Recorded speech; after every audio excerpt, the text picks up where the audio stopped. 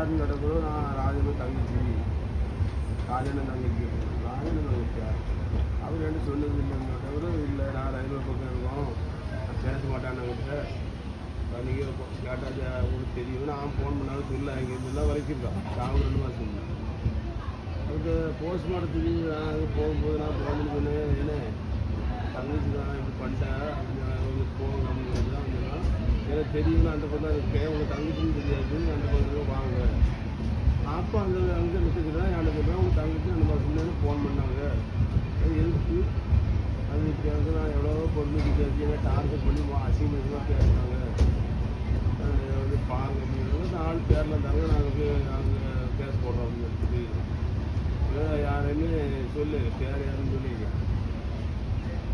போன ஒரு ரெண்டு சொல்கிறான். ஏன்னா ராஜனை இப்படிவும் அதுவும் இப்போ தானே ஃபோன் பண்ணியிருந்தாங்க 2 வருஷம்னா ஃபோன் பண்ணி இப்படி தான் நடக்குன்னு சொன்னாங்க. அப்புறம் நான் கேட்டேன், ஆள் பேர் எழுதியாருங்க கம்ப்ளைண்ட் எழுதியாருங்கன்னு கேட்டேன். இப்படி போயிட்டாங்களே, இது என்ன இது இந்த மாதிரி பண்ணிட்டாங்க அப்படின்னு. தெரியாது, உங்களுக்கு தெரிய விடாதுன்னா கூட ஃபோனில் சொன்னாங்க அப்படின்னு.